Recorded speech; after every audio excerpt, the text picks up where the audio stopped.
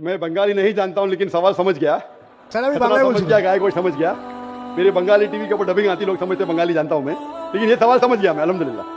भाई साहब का सवाल है कि मुसलमान बनने के लिए क्या गाय का गोश्त खाना जरूरी है और खतना करना जरूरी है क्या? ये पहला सवाल मैं जवाब दे चुका हूँ कि गाय का गोश्त खाना फर्ज नहीं है। अगर आपको पसंद है तो खा सकते, नहीं पसंद तो नहीं खाइए, फर्ज नहीं है। आप एक 100% अच्छे मुसलमान बन सकते शाकाहारी होने के बाद भी, फर्ज नहीं है।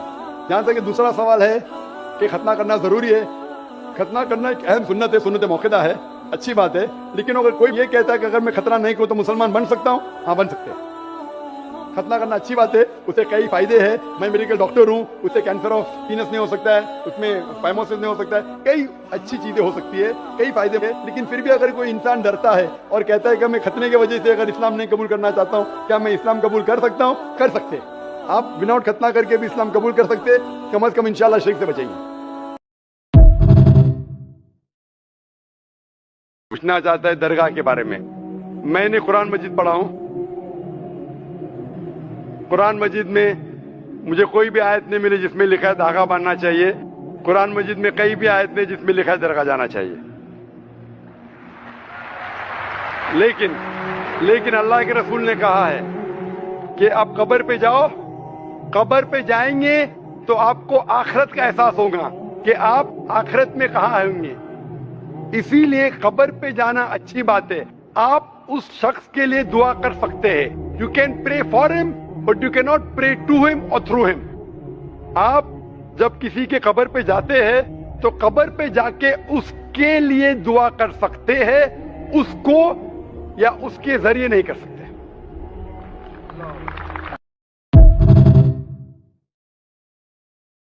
मैं क्या कहता हूं कि सारी धार्मिक किताब को लो और यकसा है वो फॉलो करो, जो यकसा नहीं उसको छोड़ दो ना। तो अक्सर जितने अहम मजहब है, चाहे हिंदू मजहब है, चाहे बुद्ध मजहब है, चाहे ईसाईयत है, चाहे जुडाइज्म है, चाहे इस्लाम है, सारे में यकसा लिखा है। आप अगर पढ़ेंगे हिंदू मजहब की किताब, वेद पढ़ेंगे, बाइबल पढ़ेंगे, Old Testament, New Testament, Judaism, Christianity, इस्लाम, ये चारों मेन मजहब को आप लेंगे, सब में लिखा है खुदा एक है, उसका कोई अक्स नहीं है, आखिरी पैगंबर मोहम्मद सल्लल्लाहु अलैहि वसल्लम है। तो मैं थोड़ी छुपा सकता हूँ, मुसलमान भी चौंक जाते। इस्लाम और हिंदुइज्म में यकसानियत हो ही नहीं सकती। कितने मुसलमान मेरे खिलाफ है। हिंदुइज्म और इस्लाम में यकसानियत हो ही नहीं सकती। लेकिन जब खुदा फरमाते तालव इला कलिमतिन सवाइम बैना बैनकुम, आओ हम उस बात की तरफ जो यकसा है। मैं भाई साहब जितनी लंबी तकरीर में दे सकता हूँ हिंदू और इस्लाम मजहब में यकसानियत, उससे लंबी तकरीर दे सकता हूँ डिफरेंसेस के ऊपर, इख्तिलाफ पे।